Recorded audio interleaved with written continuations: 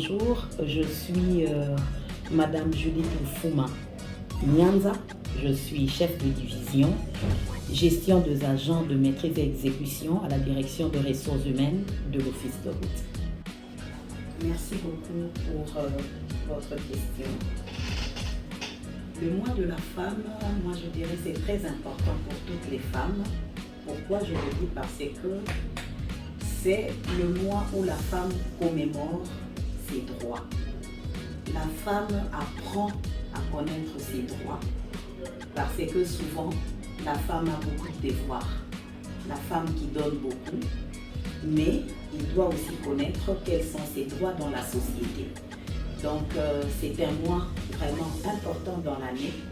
Pourquoi? Parce que la femme comprend qui elle est dans la société, qu'est-ce qu'elle peut donner et qu'est-ce qu'elle peut attendre de la société. Donc c'est vraiment un mois très important pour moi qui est une femme. J'aime ces mois parce que ça m'amène à beaucoup réfléchir, à connaître le thème retenu dans notre pays et le vulgariser chez d'autres femmes aussi. Vraiment, c'est un problème crucial et souvent les gens mélangent le foyer et la société. Souvent on dit les hommes meurent tôt que les femmes. Pourquoi? Parce que moi je me dis, les hommes sont trop chargés. L'homme doit mener de l'eau, l'homme doit mener du sable, l'homme doit mener le foufou, l'homme doit tout donner. Or, si la charge à la maison est partagée, le foyer est un peu assoupli, le foyer est un peu dégagé. Pourquoi? Parce que l'homme et la femme se partagent leurs responsabilités. Il y a une souplesse, vous allez voir, comparez même dans nos quartiers. Si il y a 5 couples dans un quartier et qu'il y a 2 couples où la femme et l'homme travaillent, leur mode de vie diffère de ceux-là où la femme reste à la maison. C'est un peu ça. Pourquoi? La femme a beaucoup d'attentes sur l'homme et par rapport aux revenus de l'homme n'est pas capable de satisfaire la femme et les enfants et ça me pose un peu de problème. Donc moi je pense que je veux lancer un appel à toutes ces femmes-là, chacune en ce qui le concerne, parce que chaque femme peut donner quelque chose. On peut étudier ou on ne peut pas étudier. Nous avons tous des talents. Toutes les femmes ont des talents. Alors que chaque femme, là où elle est, qu'elle développe ses talents. Il y a de ceux-là qui sont fortes en commerce. Il y a de ceux-là qui sont de couturières. Il y a de ceux-là qui sont même de techniciennes. Donc, toutes les femmes peuvent donner quelque chose dans la société. Et si vous donnez quelque chose dans la société, vous apportez quelque chose dans votre foyer, vous allégez votre mari, vous assouplissez les tâches de votre foyer et vous allez remarquer qu'il y aura cohésion dans le foyer, il y aura la paix. Parce que là où l'homme n'a pas pu donner, la femme va compléter et le foyer sera à 100%, même pas à 100%, mais même à 70%, les problèmes du foyer seront résolus. C'est un message particulier à lancer aux jeunes filles, en commençant par dire que les expériences ne se ressemblent pas. Peut-être qu'une dame a souffert dans un domaine, mais cela ne veut pas dire que vous allez souffrir comme cette femme-là. Au XXIe siècle, les filles doivent se démarquer, ils doivent se donner de la valeur. Comme nos mamans nous disaient toujours qu'une femme doit créer une personnalité. En dehors de cette personnalité, il y a de la valeur. La valeur ajoutée de la femme aujourd'hui, c'est un métier, c'est un travail. Le travail, ce n'est pas seulement être plus. Non, nous avons besoin de légumes. On peut labourer la terre, faire le champ et devenir, je ne sais pas moi, une femme d'affaires par rapport à la terre. Donc, je ne sais pas moi comment le dirais-je, dans tout le domaine, la femme doit s'y mettre, être technicienne. Nous sommes dans une entreprise technique ici, donc la femme peut devenir ingénieure. Ce n'est pas parce que les autres femmes ingénieures n'ont pas réussi qu'elle aussi ne va pas réussir, non. Donc que la femme se valorise, se donne de la valeur Il y a beaucoup de choses à faire aujourd'hui. On ne peut pas différencier ce que l'homme peut faire ou ce que la femme ne peut pas faire. La femme ne peut plus prouver ses prouesses, ses capacités. Donc la femme à côté de l'homme, à côté de la femme à côté de l'homme, ils peuvent faire beaucoup de choses. Donc que la femme, que la jeune fille d'aujourd'hui se valorise en se donnant un métier, en faisant quelque chose et en apportant quelque chose dans sa vie. Donc le responsable de ta vie d'abord c'est toi-même.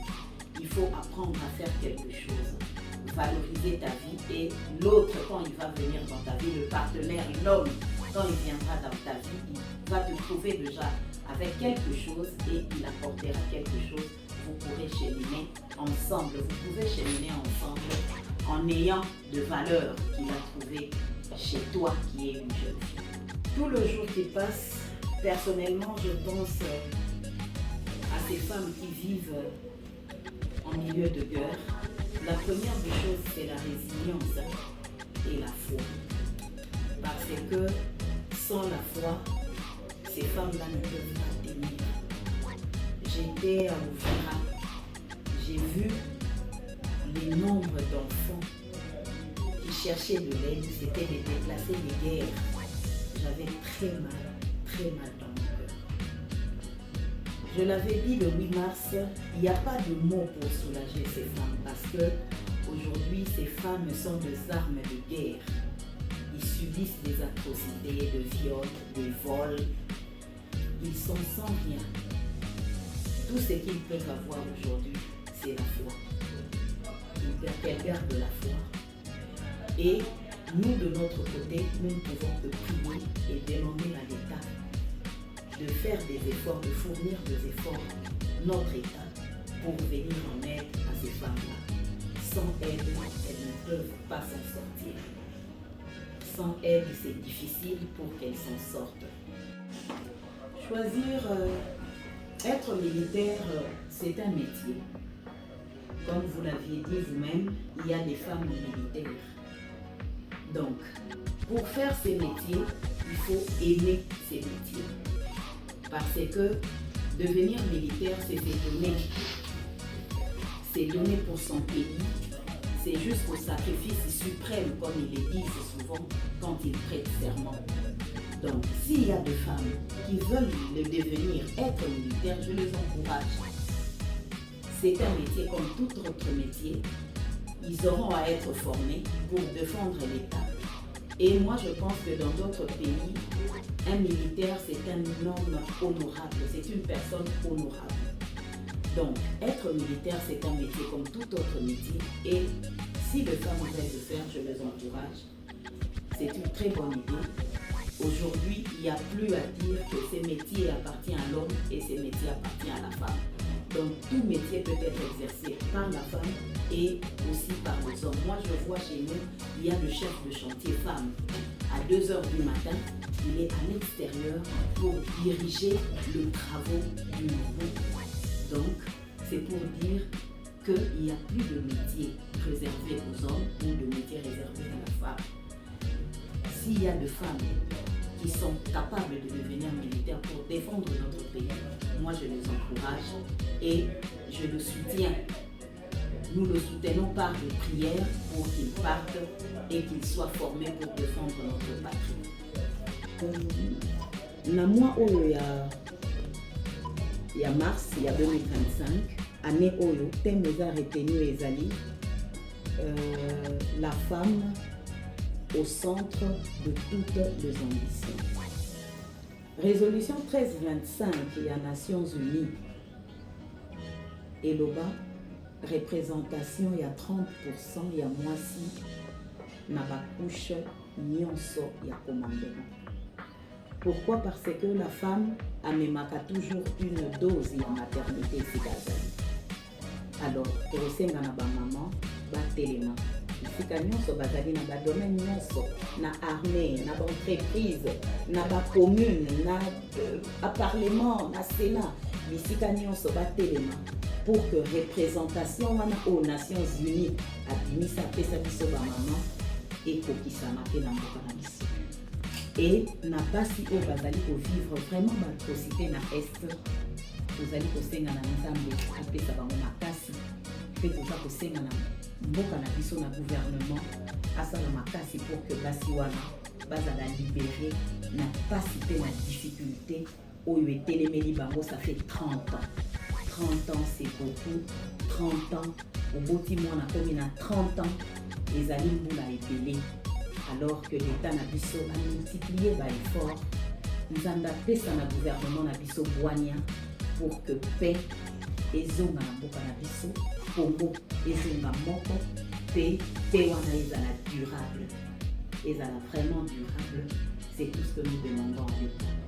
Et à Dieu, moi je suis chrétienne, je crois en Dieu. Nous lui demandons vraiment la force. Nous lui demandons de soutenir ces femmes, que ces atrocités cessent, et il est capable de le faire.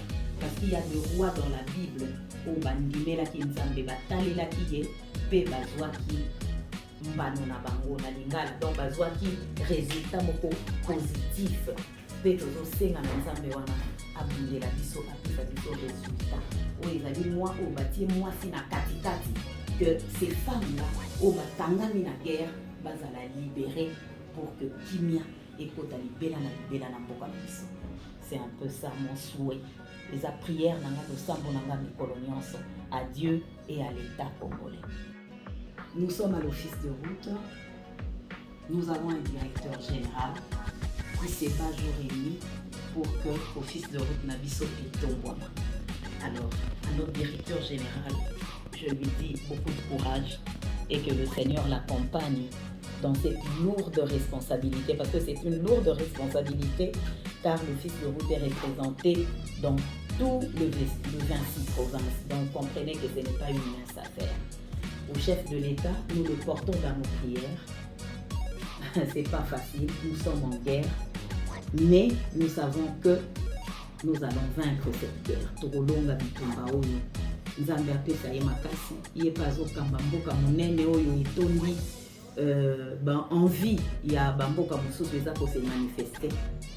Nzambe apesa ye ba collaborateur ya malamu bakozala zinga na ye po basalisa ye alonga a atteindre ba objectif na ye pe alonga ba mission na ye oyo ezali assigné na mokonzi ya mboka na biso.